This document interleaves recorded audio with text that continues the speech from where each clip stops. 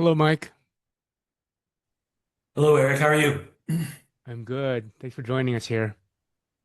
Absolutely. Thanks for being here. Absolutely. I'm gonna just let some folks in as they trickle in, and we'll get started. Great. While we're waiting, where are you calling in from? Austin, Texas. Oh, right on. Yeah. How about you? I'm in Utah, so Park City. Oh, beautiful.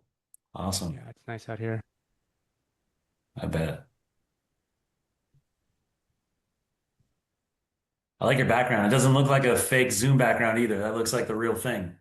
It's real. Yeah, it's not. Yeah. It's not fake. There's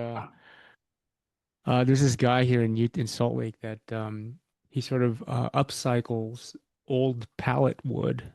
Oh, It's not okay. even old. It could be brand new. But what he does with Uh-huh. the pallet wood is he stains it, sizes it, and then he sells it as, I mean, it's real wood, but he sells it as sort of barn, like how do you say that? Oh, Kind the of that, barn dominiums and stuff?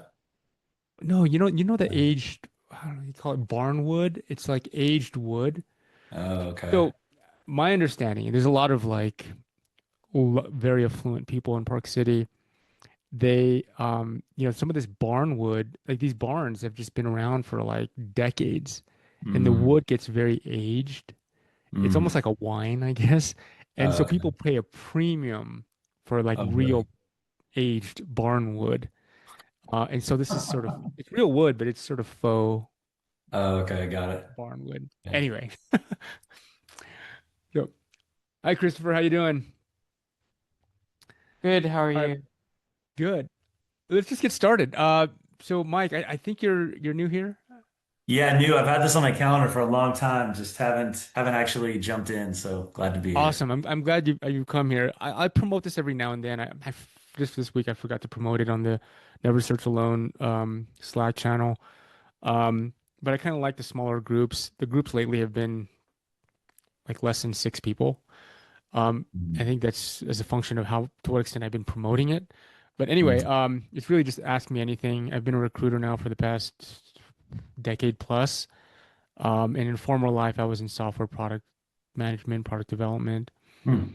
and so like an engineer by training, but somehow I ended up in recruiting. Um, and so anyway, I do this to sort of give back. I was part of the Never Search Alone community, formerly as a moderator for two job search councils over the past year and a half. And I'm not actively moderating anything, but I do like to spend time with folks and see how I might be able to help them because I do get a lot of sort of one-off outreach, and so that's why I kind of aggregate this on a weekly basis for like half an hour. So Oh, right that's on. Cool. the background there. So yeah, it's just sort of AMA. If you guys have any scenarios or any questions, I'm happy to provide my perspective. Um, Again, my perspective is as a recruiter, and I think um, I can kind of give you some insight into the whole mindset of a recruiter, sort of the dynamics and the forces at play that might be behind the scenes, or not entirely transparent to somebody that's navigating the job search process as a candidate. So, so anyway, whatever questions or thoughts you guys have happy to discuss it. Hmm. Christopher, go ahead if you got anything. I'm processing.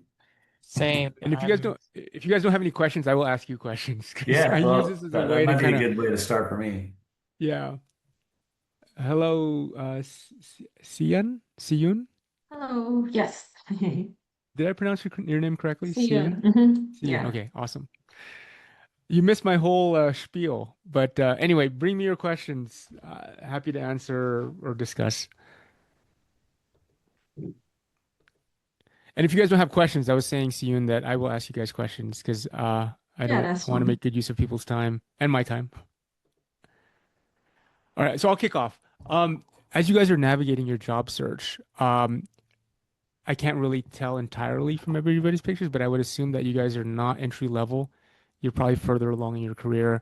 What are some of the tools that you found really handy in supporting your job search operations, whether it's networking, scheduling, research, interview prep, resume writing, what have you. Anything along that spectrum of that journey and those operations.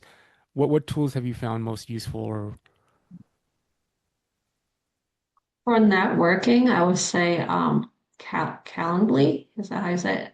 yeah, That one I like, especially when let's say like I reach out to someone and I just wanted to kind of kickstart something really quick, and instead of going back and forth on scheduling, I just say, hey, look at my calendar, and they just like right schedule on. with Yeah. me. Um, yeah. And then chat GPT, I think in terms of Yeah. like just writing.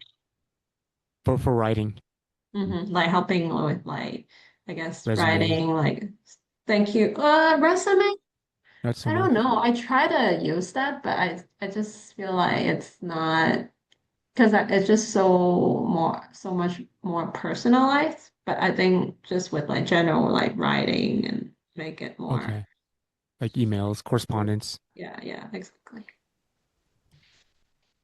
You don't really use it for analyzing like your resume or job descriptions or doing research, Oh, not so I much. think I use it for like interviews. Like sometimes I just wanted to kind of like think about okay, what are some potential questions? Like, Yeah. okay, if I'm so kind of help me to prep for interviews. Okay.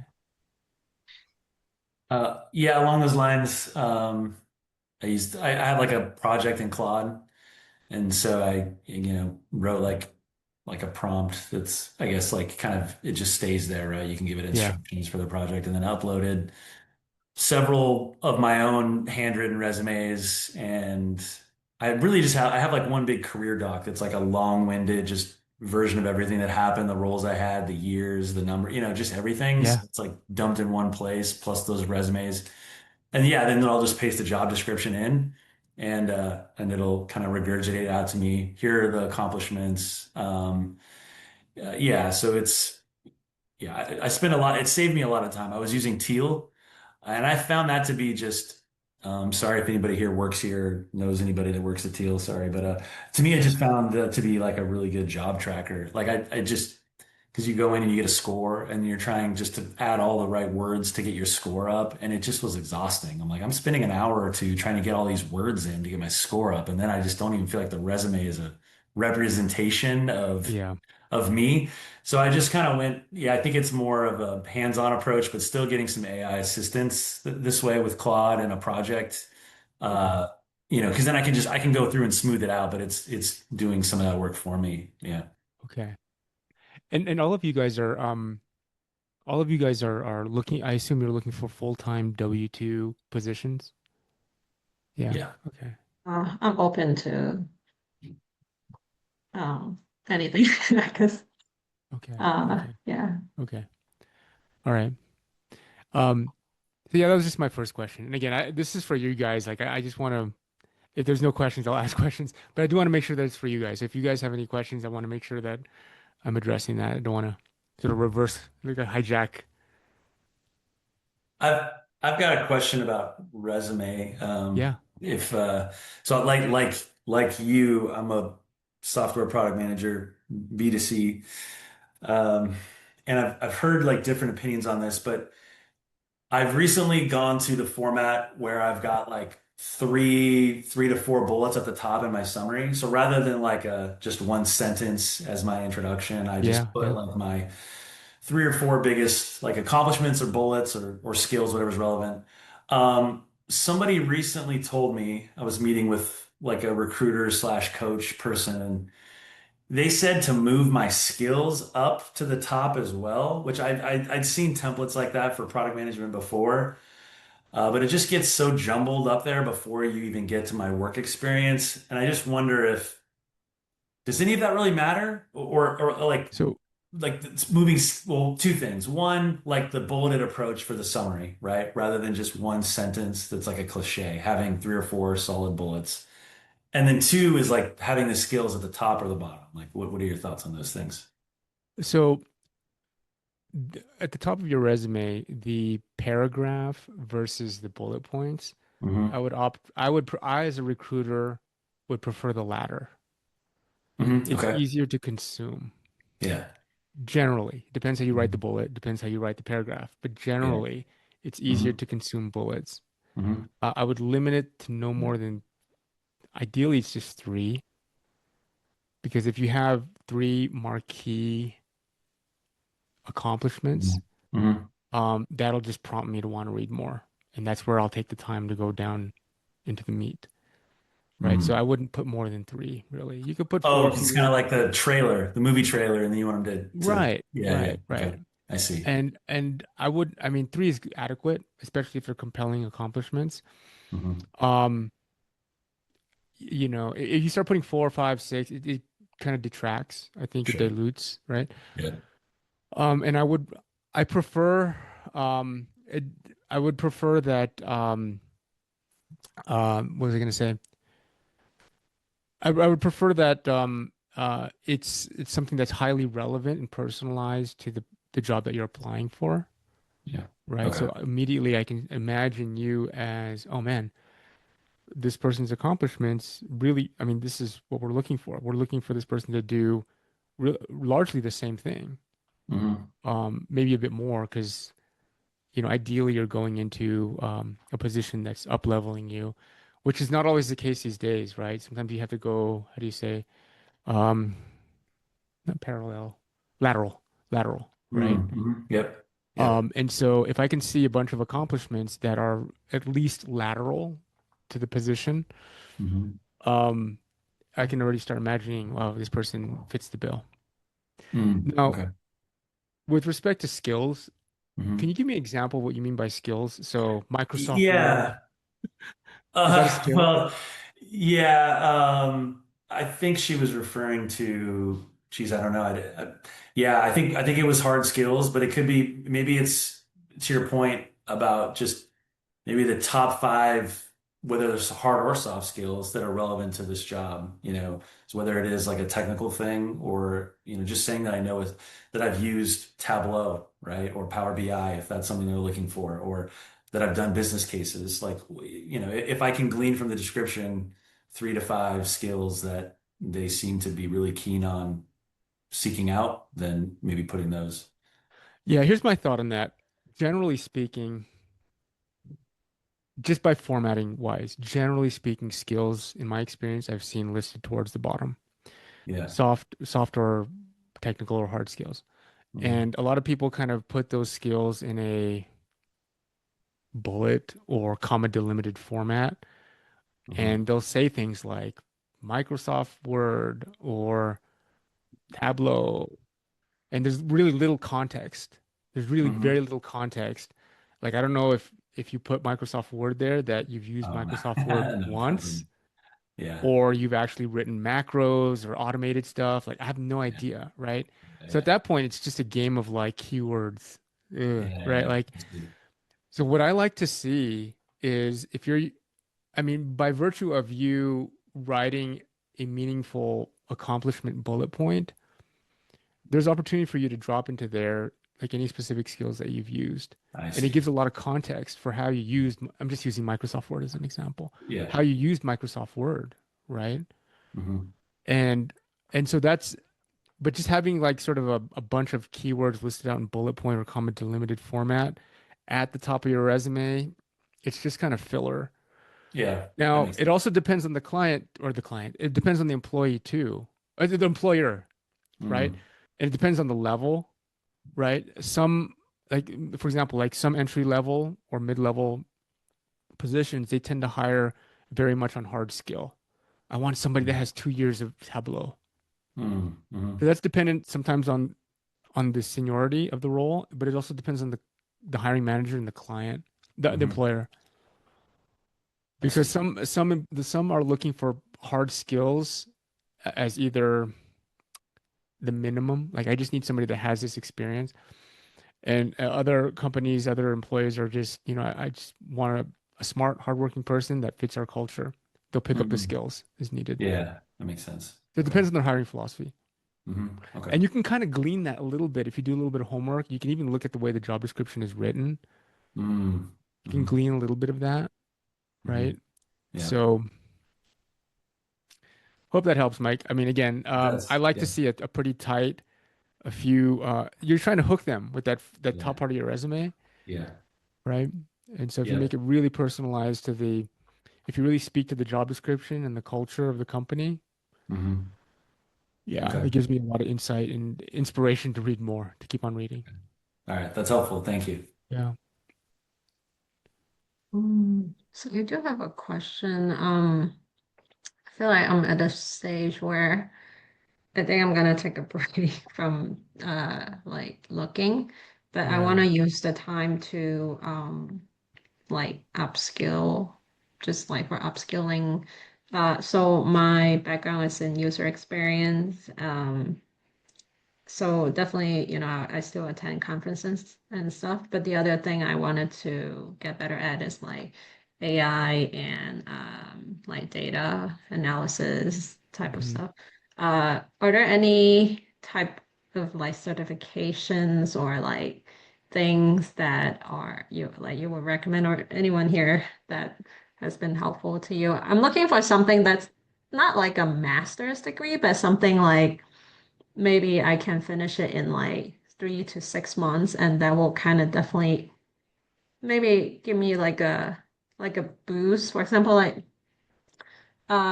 I'm also, I guess, more open in my job search right now. So I'm not only looking for like UX stuff, but if there's, let's say, I've seen jobs that are kind of like half UX or half business and analysis or something kind of like, more um, like just kind of wear multiple hats type of role.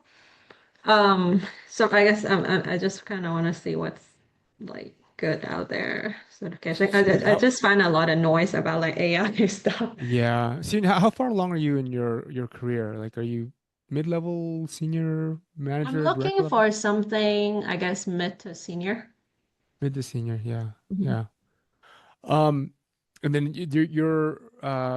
what is sort of what's compelling you to take a break? It sounds like you've been doing the search for a while and maybe you're burnt out. A little bit of that, but I guess also for like personal reasons. And I yeah, I don't know I'll be like fully available like in a few months. So I think it Oh, just you doesn't mentioned make that. I remember sense. you Yeah. mentioning that last time. Yeah, yeah, yeah. Yeah, Okay. so I Okay. don't know if it makes sense. Like I have some things kind of like I will still finish like the things I have ongoing, Yeah. but yeah, at this point, if I don't get anything, I don't think it makes sense because like all the interviews, I don't know about other jobs, but all the ones I do, they're like 3, 4 rounds, and it takes like 2, 3 months. Yeah. Um, so yeah, I think part of it is also very like exhausting because like I think I had a period where I didn't hear anything, and then just more Yeah. recently I just get like a wave of like interviews, and yeah, and they didn't work out. So Yeah, so I guess it feels like there's a few questions there in terms of how you might allocate some of that time to upskilling. Um hmm I've found I've found that the AI stuff is moving super fast. And mm I think there's some free I know Google has some free workshops and they give you a little badge that you might be able to put on your LinkedIn profile. What is hmm the value of that badge? Um, it's a branding, marketing thing, right? And if you can have a badge versus somebody that doesn't have a badge, as a recruiter, as somebody that's looking at your profile, even if it's just subconsciously, I will project that maybe you're a little bit more competent and versed in the topic than somebody that doesn't have the badge, all things being hmm equal, right? So there is some merit, there's some value in that badge. Whatever badge you find, if it's from IBM, there's a whole bunch of resources out there that you could probably easily find where you take and I think a lot of them are free. Um, and so you might take advantage of that to kind of boost up. I mean, not just for a badge, right? But obviously for the learning. Um, hmm and I think the thing that the stuff moves so fast that if you could just start building stuff on your own and talk hmm about those projects that you've built and maybe even showcase them on in your portfolio or on your LinkedIn profile and resume, I think that would be valuable, right? Be your own hmm client and build some sort of solution that solves a problem that you as a designer or you or UX researcher Mm-hmm. have, right? If you're solving problems that you have, chances are other people Yeah. have those problems, and you could speak very. I would assume that after you go through that process of solving your own problems with some of these AI projects that you're implementing, you can speak very intelligently around it, like in an interview. And so it will Mm-hmm. differentiate you. So I don't think you need to go into like a formal, you're paying Mm-hmm. several $1,000s for a course. There's so Right, much right. free information out there. And I think the magic is in applying it to something that is that's within sort of your domain, uh, uh, your expertise, your domain of Mm-hmm. Mm-hmm. expertise. Yeah, yeah. And I think that'll up level you, right? And give you some stuff to market and talk about in interviews, Yeah, right? yeah. That makes And sense. it could also expand kind of your view of like what you might be looking for, because I think everybody's roles are going to start evolving. What it means to be a recruiter today is different from what it meant to be a recruiter 3 years ago. Mm. And how the operation, how the motion has evolved is changing. Mm-hmm. Mm-hmm. AI is taking a lot of stuff off a recruiter's plate, and now the recruiter can allocate their time in different ways. And I would imagine the same is going on in design, and so Mm-hmm. being able to speak intelligently around that, I think would be helpful. Yeah. Thank you. Yeah. Hi, Jackie. And hi, May. Uh, Hey, just jump in with any questions. You know how this goes. Just sort of AMA. Oh, oh, sorry. Before we move on, I just want to throw it out there. To Cian's question. Does anybody have any other recommended sort of platforms or education where somebody might earn a badge that they found worthwhile? I've heard several people have told me to try Pendo. I think it's pendo.ai. I haven't, I've looked at it, I haven't started it, but it's been recommended to me by others. I've actually used that at my last job, Oh, okay. and yeah, I guess Uh, I should look at that again. Is that an education platform? What is that? I think so. Yeah, I think It's it's, kind of like Okay. a experience platform. Like it does a couple of things. Like you can kind of like you can do like an onboarding, create like onboarding on whatever application you have for your users. And then you can also kind of like I think part of it is almost like Google Analytics that Okay. you can track like digital journey footprint. Yeah. Oh, I see. Okay. Eric, is there any like specific certifications that kind of stand out from applicants that as a recruiter would be like, oh, okay, that's impressive, or that kind of stands out from the crowd? I mean, nothing comes to my mind. Um, sometimes, like for example, like MIT has, I think, a bunch of free courses. I don't know if they have free like certificate or program courses, but sometimes I see that on people's LinkedIn profile and it does catch your eye, even if they didn't go there Yeah. like for a master's or a bachelor's program. It still catches your eye. And so, again, it's sort of a marketing thing, right? Like, again, part of it is a marketing branding thing. The other part of it is actually learning something useful that you could talk about, right? And so ideally, you can spend all day on YouTube learning a bunch of stuff and even applying it, but you don't really get a little badge or a little certificate, right? But ideally, if you can get a little certificate and you could market that, it does stick out a little bit. Yeah.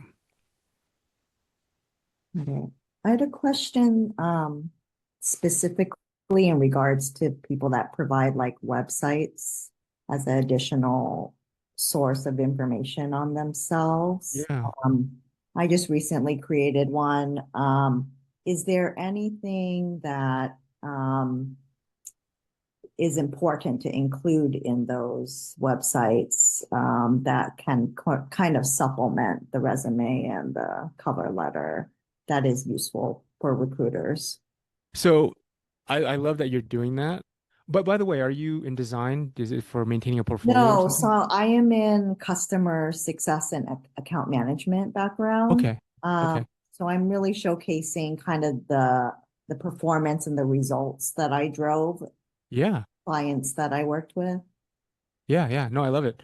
So as a recruiter, usually my first point of contact is either a resume Yep. or it's a LinkedIn profile. And a Yeah. lot of times I'll use them hand in hand. If I get somebody's resume through an application or whatever, and I'm looking at the resume, if it's even mildly interesting, I'll pull up their LinkedIn profile. So a lot of times I'll use the LinkedIn profile and the resume sort of hand in hand. A lot of times I'll just have them side by side, looking at them. So just make sure there's no inconsistencies, because inconsistencies or things that get a, a recruiter to scratch their head, that could that could be a reason for premature um, disqualification, right? Um, but having like a portfolio or something else that kind of that adds more color to your experience, to you as a person, uh, like I love that stuff if it's done well, right? And what I mean by done well is, again, just like your resume, just like your LinkedIn profile, it should be able to showcase who you are, what you've done in a way that's really easy to consume, right? And if it's not helping, it's probably hurting. So if there's more stuff on there that's not really punchy, it's probably detracting and diluting your message.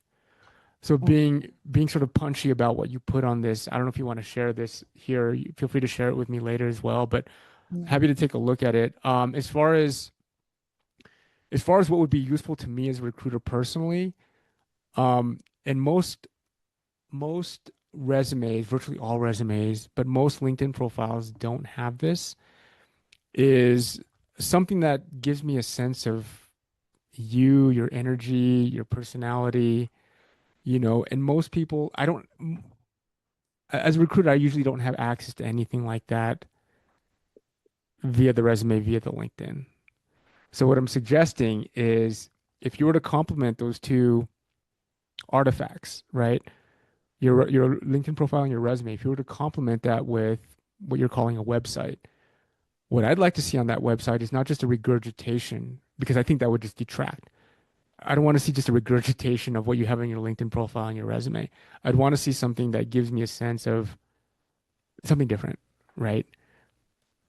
Right? Whether it's a, a video of a demo of something you've built or some interactive chart around the data demonstrating the lift that you drove in terms of the metrics or the needle that you're moving in your role, or even just a video of you as a person, making a brief introduction, right? I'd want to see something that's different from the resume and from the LinkedIn profile. Otherwise, if it's just a regurgitation, it's like, oh, just wasting my time. Like this is already on the resume, this is already on the LinkedIn. Got it. So leaning more like visual focused or something. Something multimedia, right? Like I'd love to, and this is my opinion, right? There's so the counter argument to that is, oh, you don't want to give them stuff that you might get prematurely disqualified because of some sort of bias. There's some arguments to be made, like, oh, you know, like some companies they strip your name from resumes and because they don't want to have any kind of bias or whatnot. Like, Yeah. so there's that argument to be made. But as a recruiter, like, if I can get a good feel for who you are, not just professionally, oh, I'm sorry, not just in terms of like titles and locations and accomplishments, but if I can get a feel for how you might gel with the rest of the team or um how you might up level the culture, right? That would be really cool, right? Like because there's other sort of facets that get factored into a hiring decision, right? And ideally, like as a recruiter, I'm trying to build cohorts of where I'd like to be at the end of a recruiting and interviewing process. I'd like to have at least three strong candidates that the team is open to making an offer to, right? And usually by then, the all those three folks they can all do the job. And what's going to make the difference is uh who will gel well with the team. That's what a lot of what I've seen. And so if you can give some insight into that earlier on, I find that that's helpful for me as a recruiter. So, and there's probably counter arguments to be made, like I mentioned, but long story short, like I think if you can create a website that sort of complements and not just regurgitates those two other artifacts, your resume and your LinkedIn profile, I think you'd be off to a good start. Got it. Appreciate it. Thank you. Yeah. Oh, Jackie, did you drop that your website there? Okay, cool. Yeah. I did. It's very early, bare bones. I'm by no means like a designer or anything, so it's definitely like a work in progress. Yeah. Um, I think my issue that I've run into is I haven't been getting responses from recruiters, so there might be something off with either my resume or my LinkedIn that is preventing, getting to that next stage. Yeah, that's a tough place to be, and a lot of folks are there because they've done 99% of what needs to be done on their resume. They've done 99% of what needs to be done on the LinkedIn profile for the most part, and they're not getting any sort of activity or perceived traction, and so they think they're doing something completely wrong. Um, but I guess the insight that I can provide you guys, I've said this many times, like I can tell you what most people do as far as applicants and candidates. And if you can do something unique and not super gimmicky, like you don't have to be super gimmicky, but if you could do something that, kind of like we were just talking about, if you have a website that complements your resume and your LinkedIn profile, most folks don't have that unless they're a designer and they're using their website to house their portfolio. Um, Most folks don't do that. And so if you could do that well, I can see it adding lift and getting more attention.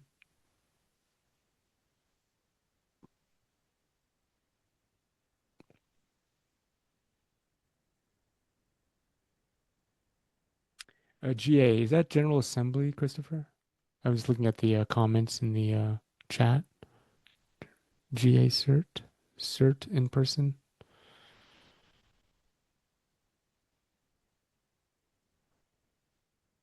All right, what other questions do you guys have?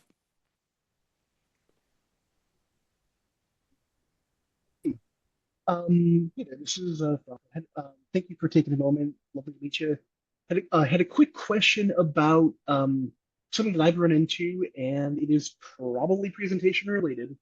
But on LinkedIn, I tend to get either like a first phone screen or a probably like a blanketed DM about a role, and usually I send over my resume and I get crickets. And I'm wondering if it's just as simple as maybe digging into the resume, or if it's like you're saying earlier, there could be some ick on the profile itself that the resume doesn't get opened. So, Frank, I just want to make sure I heard you correctly. So on LinkedIn, you're getting unsolicited direct messages from either employers or recruiters telling you about an opportunity and requesting your resume. Yep. Correct. And then when you send your resume over, you're not hearing anything from them. E- Right, right. And so I went, okay, well, um, I figured I could do some research on the company, try to send like a personalized email to them, just in case it got lost in the shuffle. But yeah, I'm just wondering where the disconnect might be. So, before you send your resume over to them, are you sort of pre-qualifying them or taking a look at their LinkedIn profiles, getting a Yeah. feel for who they are, and are they an internal recruiter? Are they an external recruiter? Senior, mid-level, entry level? Yep. So I'm getting a feel. The majority of the inflow has been, if not internal recruiters to like established companies, Okay. usually in the enterprise and executive space. And then on like the one-off other recruiters, usually those are on like on the boutique side. So my blind spot, I guess, is in like the mid to larger organizations. Okay. So yeah, I'm just trying to understand kind of the interaction there. Do you find that you have an opportunity in that interaction to ask questions in advance of sending your resume over? You're Franco? about that. Can you repeat that? Yes, I will. Um, can you hear me? Can you guys hear me okay? Mike, it sounds Yeah, like yeah, a, I think Frank is breaking up a bit. okay. Franco, what I was asking was, do you have a chance in that interaction to sort of pre-qualify the opportunity and ask questions before you send any resume over? Of course. So Okay. the short answer is for qualifying, absolutely. Okay, Um, good. yeah, no, I mean, short of going to like the full like, yeah, yes, yep.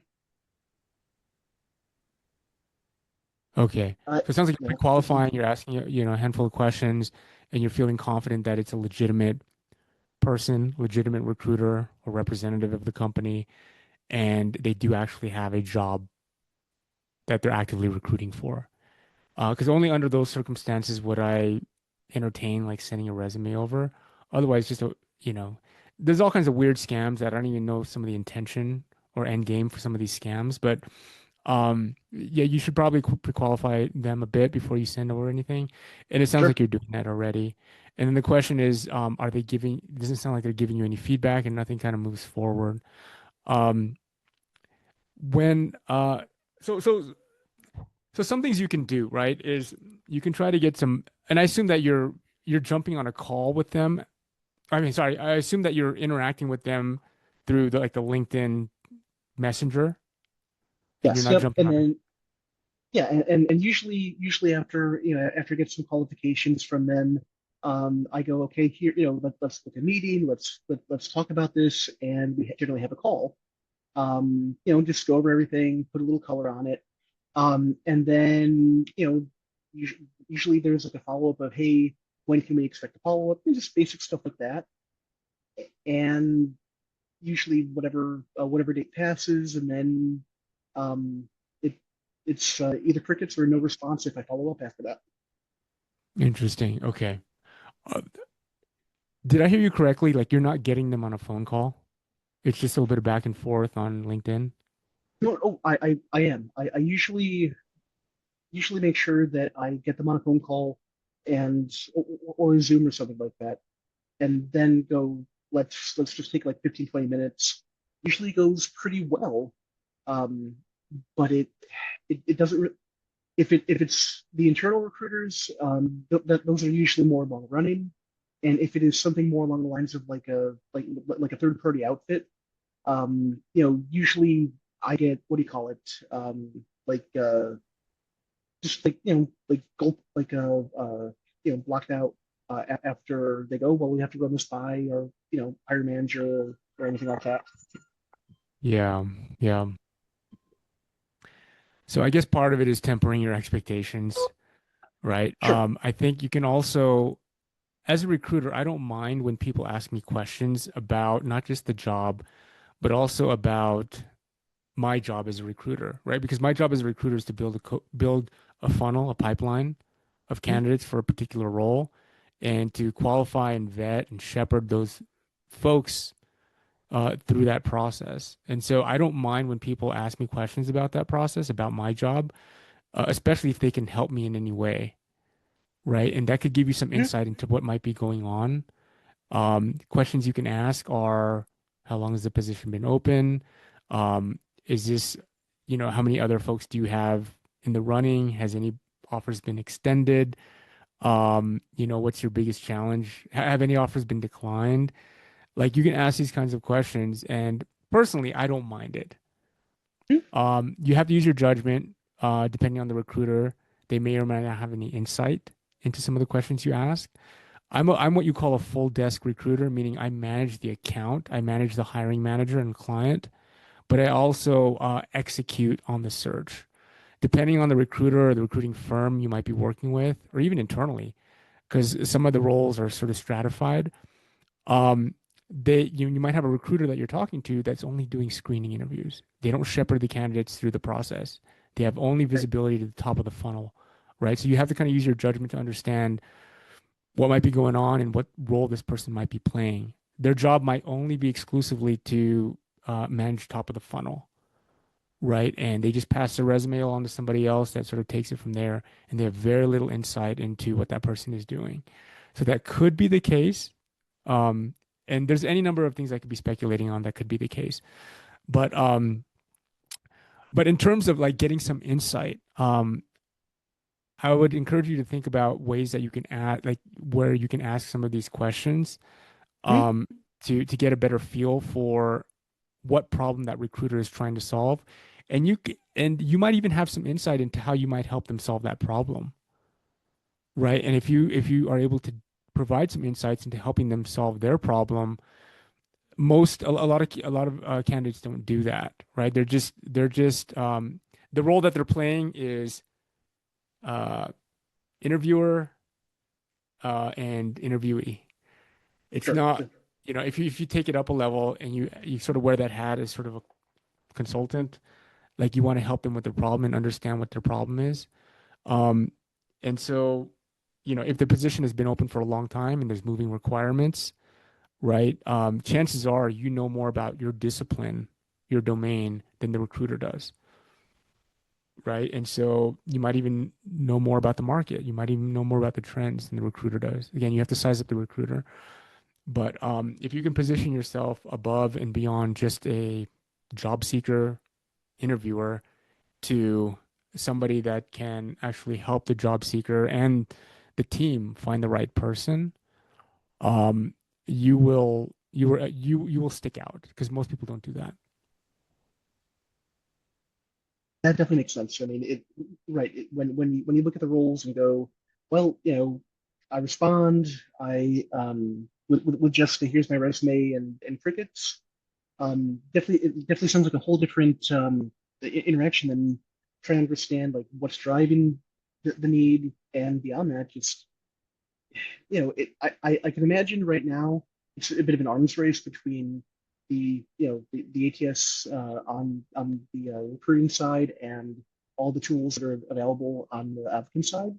But when you do get the go up a level like that, I'm kind of wondering, like, is that are there any different types of recruiting that might be decent from like an outbound perspective, like either like reverse or boutique ones or anything like that? Because I'm just wondering if maybe that could also be an angle of trying to add value and be helpful. So sorry, ask the question again, Franco. I'm sorry. Oh, sure. I'm sorry. I'm trying to understand. It it sounds like you're saying really can differentiate yourself by adding value to the recruiter instead of just playing the candidate, right? And I'm just wondering, are there, since I'm getting mostly inbound, is it maybe something that I could, target recruiters outbound? And and if so, like, what might that look like? Yeah. That's an interesting question. But just to address the first part, like Sure. the fact that you're getting on the phone with them is Hmm. is a is a huge step, right? It signals as a recruiter to get on a phone with someone. In my mind, you've already checked a few boxes, right? Like you've already checked a few boxes, assuming that the job position is open and is legitimate, right? A recruiter is only going to get on the phone with you if they feel like, you're passing their sniff test, at least on paper, right? So you're getting pretty far along, and it's a great starting point. Um, to your question about outbound, um, that's a good question.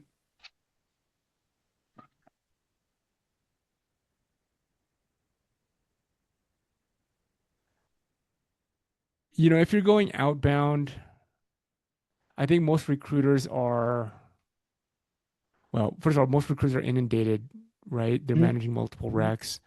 So you have to be really strategic about how you're going outbound. Um, and when I receive like some sort of message from a potential applicant, um, ideally you have like some sort of connection. Like if you can name drop like a mutual Yep. connection, that's very helpful in that will prompt me to give you a longer look, right? If you mention somebody that I know, especially if it's somebody that I know at the company I'm working for, that's very helpful, right? But in term, I can't think of anything necessarily off the top of my head in terms of like how would you elevate yourself to sort of a consultant status in terms of helping them with the search.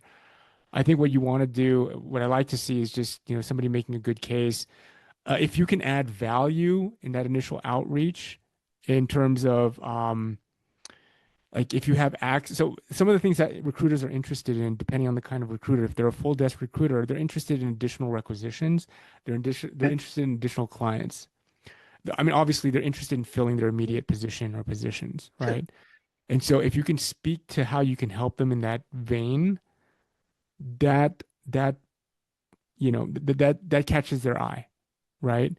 So if you know that they're a full desk recruiter and they're interested in not just filling positions, but they're interested in new client development, recruiters are interested in platforms. If they can get exposure to potential new clients, to talent, like very niche talent, with niche skills that are hard to find, they love that stuff. And if you can provide access to that, and how could you provide access to that? Maybe you have a podcast. Maybe you have some sort of platform, right, where they Mhm. can showcase their firm, their recruiting, whatnot, right? You can drop that as a potential to catch their eye, right? Now all of a sudden you're not just some guy that's applying for a job. You're Franco that has this platform of followers or whatnot on your YouTube channel, and you're inviting them as a guest speaker. I don't know, right? Like Right. those things catch people's eye. That would catch my eye because most people don't lead with that. They don't have that. Most people do this. I see that you're recruiting for you're hiring for this position. I would be a great fit for this position. Here's a few bullets, right? That's typical. Mhm. It's Yep. typical. Yeah. So if you do something atypical, you'll stick out. And not that it has to be super gimmicky because that can backfire too. Um, you do want to get attention, but you also want to you leave the right impression with that attention that you're getting. Right. Now, I would assume because of the volume and like the complexity of some of the recs, right? Um, is it helpful at all to kind of like acknowledge like empathetically going, hey, I get I'm reaching out. I know you probably get a jillion of these messages every day. Here's a couple things I noticed about the rec or your the latest news or whatever. Anything that can help. Thank you. Like, is that something that would stand out, or is that kind of be lost in the noise? You think? One thing that you're prompting me to that brings a thought to my mind is if there's any sort of corrections that need to be made on the job description. Like Hmm. I appreciate that, right? I don't claim to be perfect, and when I write a job description, maybe there's a grammatical error, a typo, Hmm. or some contradictory requirements. And if you found something like that on a resume and you brought that to my attention as a recruiter, I would really appreciate that.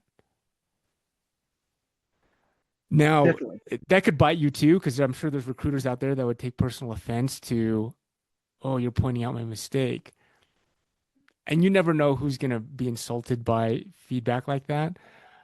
I for one would appreciate it because if there's, especially recruiters that are handling multiple recs and they're moving fast, it's very possible that there could be something on the low end, it could be a typo, it could be a grammatical error, or it could just be an outright contradiction in the requirements, right? Or maybe like, yeah, just outright contradiction or just something that just like you won't find that. Like it just doesn't exist. If you came to me and pointed that out in a nice way, I would really appreciate that. And that would stick out. Right. Like if you're looking for a role that needs like 5 years of ChatGPT, well, you know, it's just not going to be a thing. Right. No, that Right. definitely makes sense. Um, and I guess if I ask one last question for me, I really appreciate your time. When you are as a recruiter, right? Is there is there anything that like instantly makes you think, okay, this candidate gets it? Like, is there anything that kind of like sets that light bulb off? Like what? Is there anything that sets off a light bulb of like, hey, this Light bulb. candidate gets it? Like they're on my side.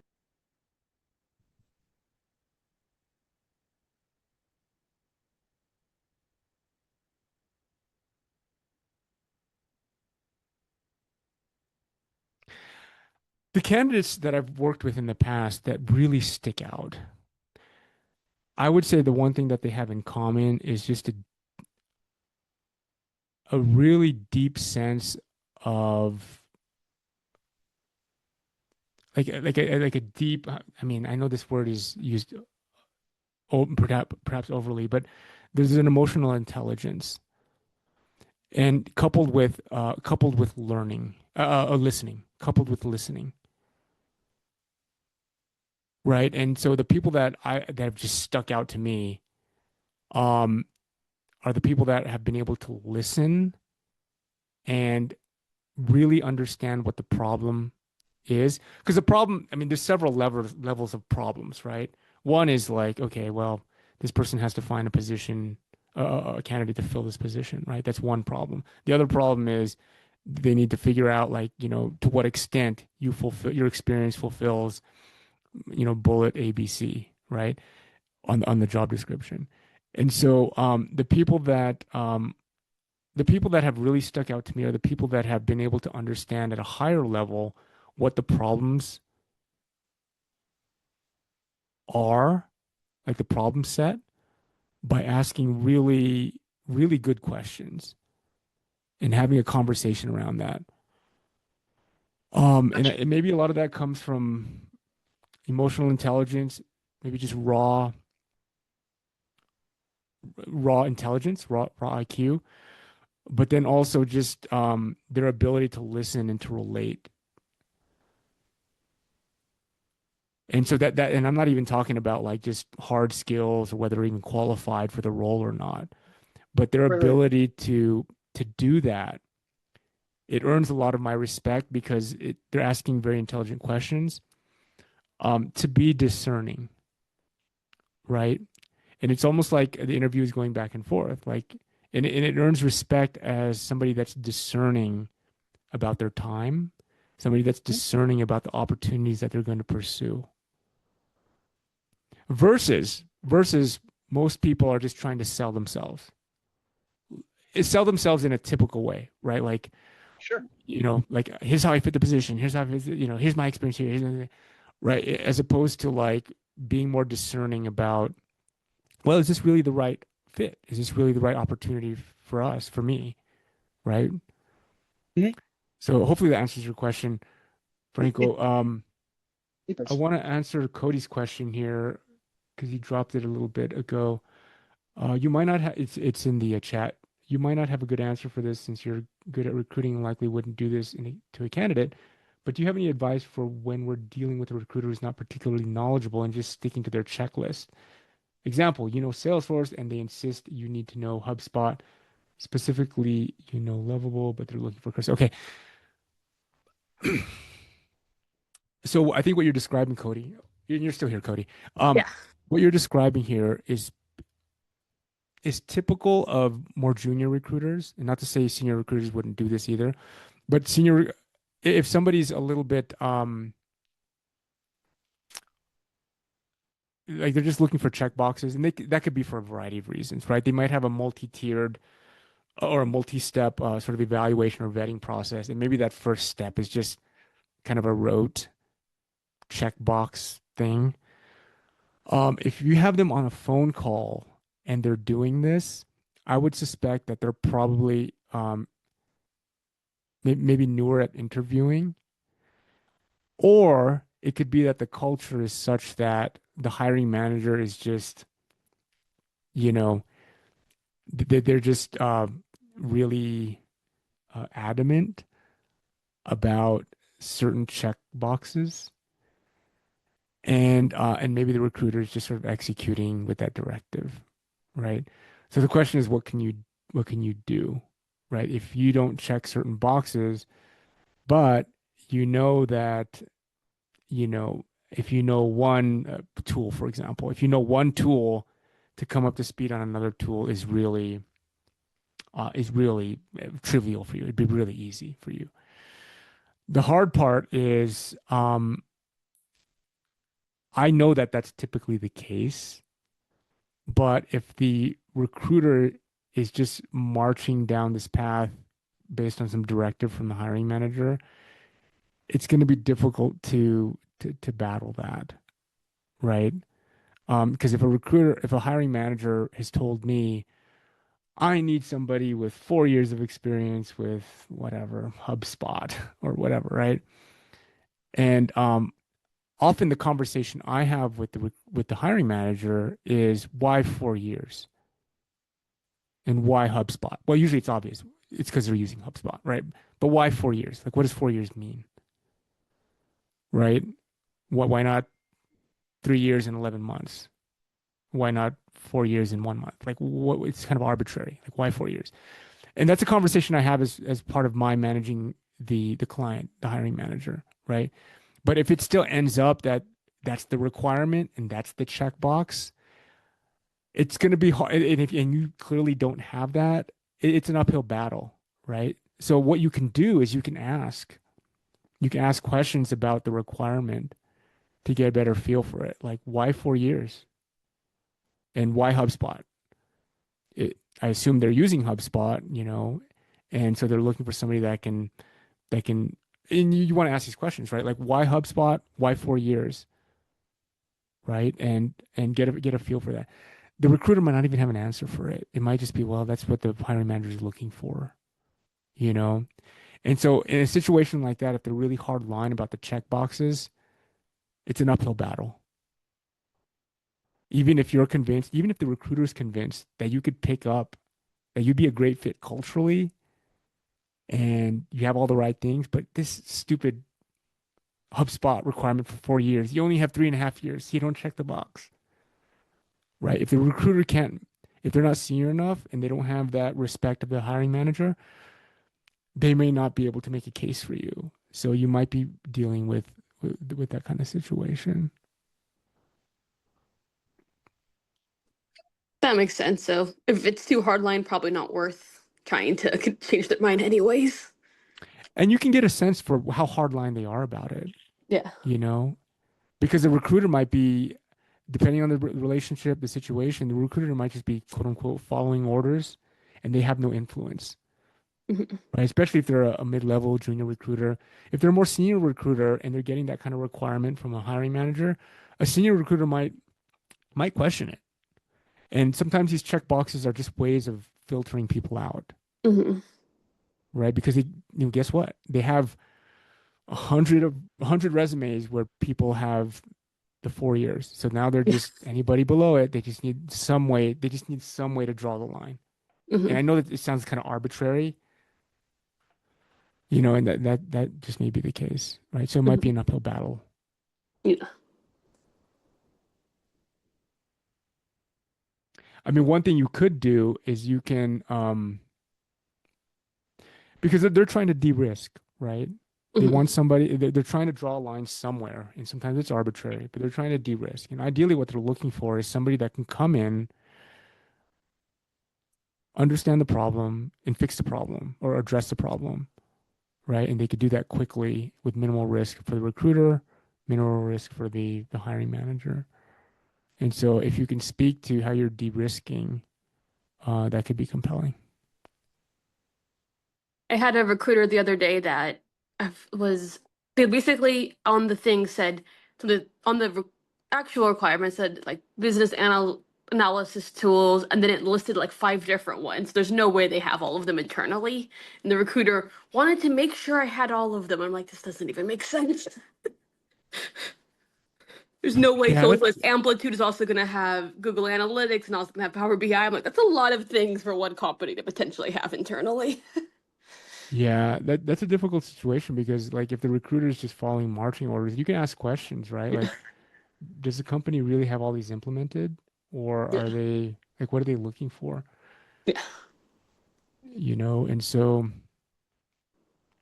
One thing, so I had a conversation with I do a podcast, and typically I'll do a podcast prep call with guests of the podcast in advance. And I had a great conversation with a woman named Teresa. I'm hoping to record our podcast hopefully by before the end of the month here. But one of the things that we talked about was moving from a title slash experience based resume to one that is more that's more skills, competencies, behavior based. And so it's sort of I feel it's like sort of the next evolution of how companies and hiring teams will evaluate uh, talent. And so that might be something you might look into. This is new to me, and I know that it's sort of a moving and evolving space, which is why I'm really excited to talk with her about it. But that might be something you guys can look into. And there may be an angle there to kind of mitigate, yes, correct, I don't have 4 years of experience with HubSpot, but what is it that you need? They might not be able to articulate that, but if you can guide them through what they might need and how the recruiter might be able to make a case for you without sticking their neck out, that could be an angle. Okay, let me just cruise down here. Appreciate your time. Thanks, Franco.